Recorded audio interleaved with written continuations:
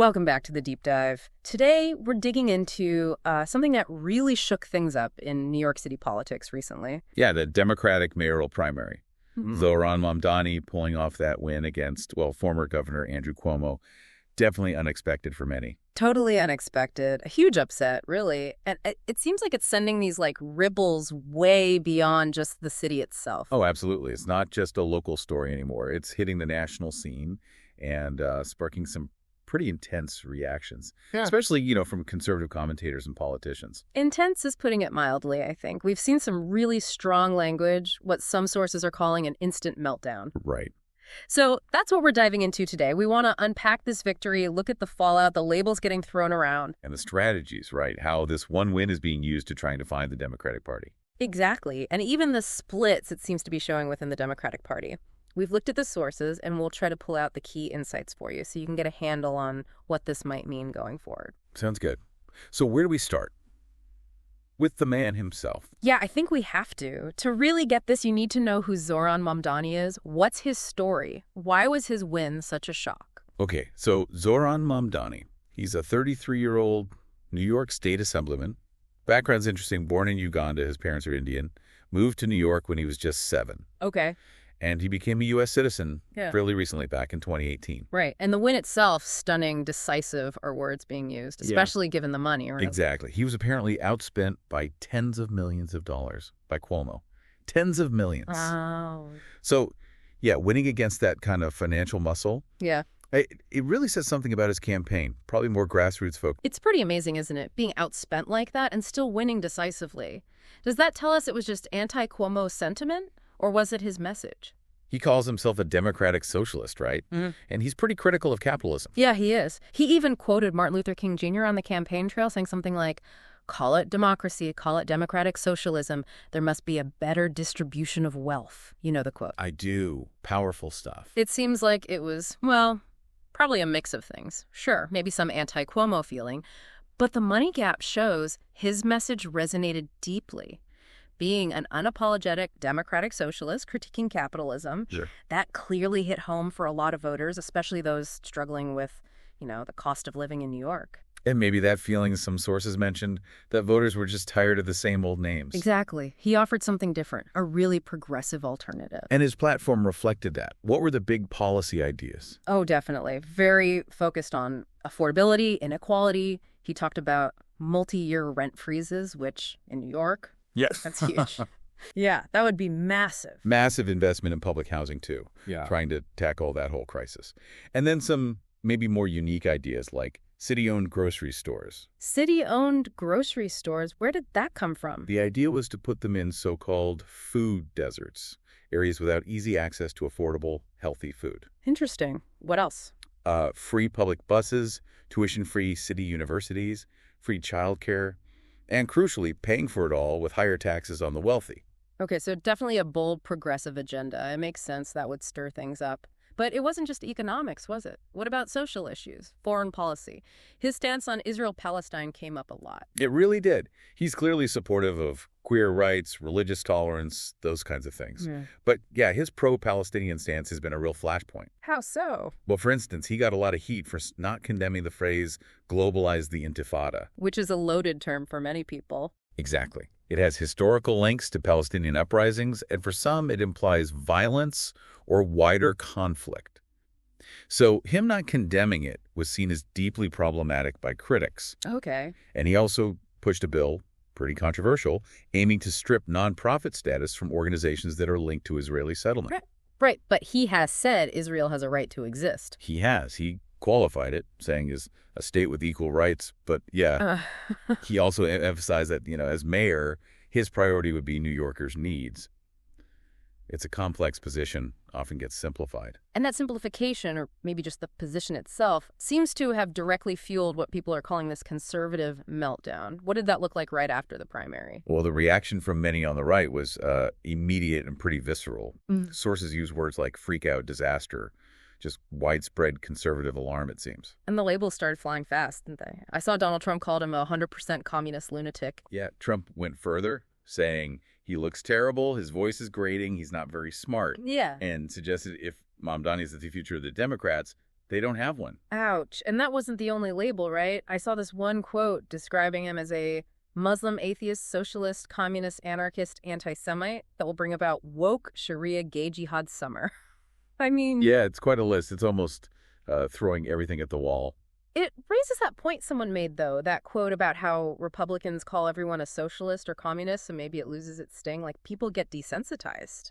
That's a really interesting observation from the source material, isn't it? This idea that overuse might actually blunt the impact of these labels.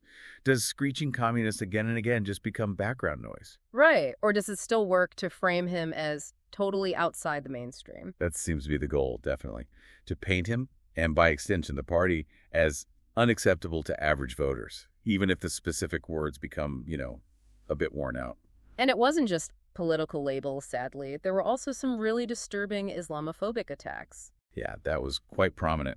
Charlie Kirk's tweet linking Mamdani as a Muslim to 9/11, that drew a lot of condemnation, even from some conservatives. Just explicitly linking his faith to terrorism. Right. And Laura Loomer warning about 9/11 2.0. It's pretty inflammatory stuff, obviously trying to tap into fear based purely on his religion. And then it escalated to calls for deportation. I saw Representative Andy Ogles wanted him denaturalized and deported. Yes, Ogles used some really derogatory language, calling him Little Muhammad, and made these accusations about him getting citizenship fraudulently by hiding support for terrorism. No evidence presented for that, mind you. And the New York Young Republicans Club jumped on that too, right? Calling for his citizenship to be revoked under the Communist Control Act. They did. It's worth reminding everyone listening, as you said earlier, he's been a U.S. citizen since 2018. So what's the strategy behind that kind of rhetoric? Going after his citizenship, calling him a terrorist sympathizer. It feels like it goes beyond just policy disagreement. Oh, absolutely. It's an attempt to delegitimize him entirely, not just saying his ideas are bad, but he shouldn't even be here, or he's a fundamental threat. It pushes him outside the bounds of normal political debate.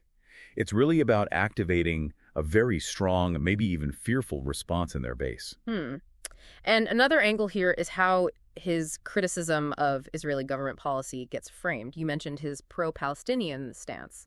How is that being used against him? Well, the sources point out that his stance is very widely condemned as anti-Semitic, not just by conservatives, but also some Democrats.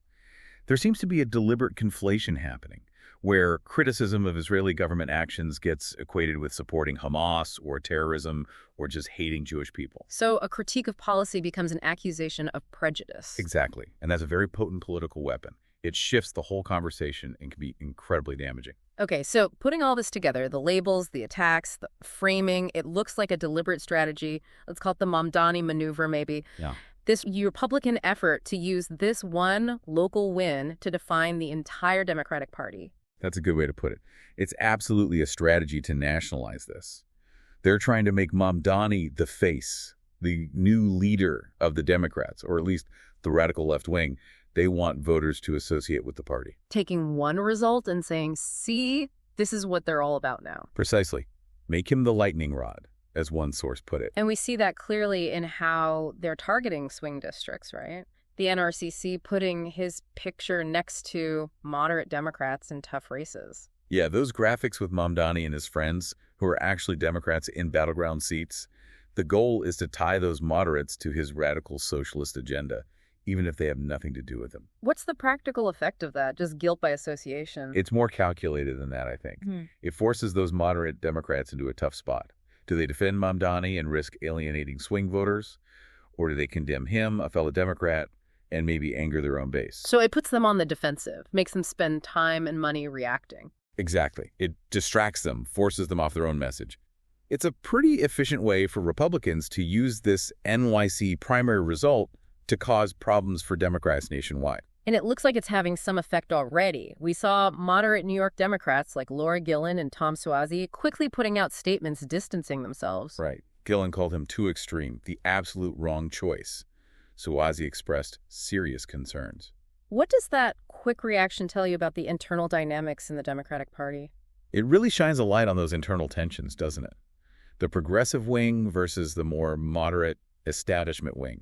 A win like Mamdani's puts huge pressure on those moderates, especially in swing districts. They're worried about being painted with that same radical brush. So they feel they have to create distance, even if it means publicly criticizing another Democrat. Yeah, it can definitely expose those fault lines within the party. And this pressure extends upwards, too. Elise Stefanik, a Republican leader, is already saying Governor Kathy Hochul in New York is in full-blown panic mode over this. Right. And another Republican, Mike Lawler, predicted New York Democrats will pay the price for this insanity.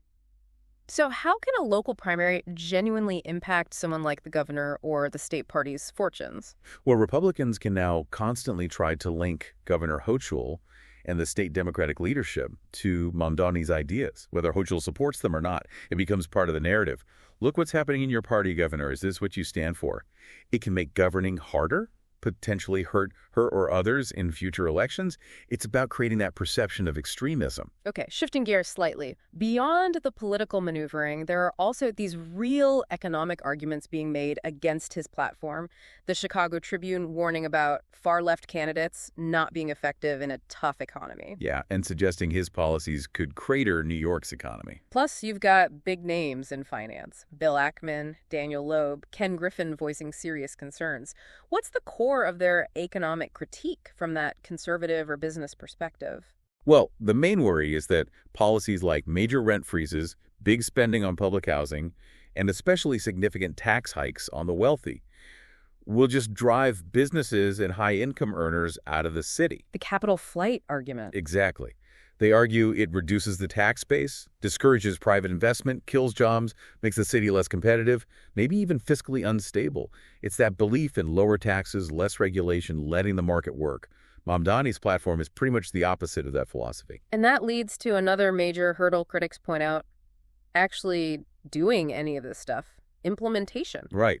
Those big promises, the rent freezes, the tax hikes. Sources say they might go nowhere without Albany. Meaning he needs the state government's approval? The governor, the state legislature? Precisely. The NYC mayor has power, sure, but for things like changing state tax law or imposing broad, long-term rent freezes, you absolutely need Albany's sign-off. The city can't just do it alone. And the state's already signaled it won't back his tax plans. Apparently so. That's a huge obstacle right there.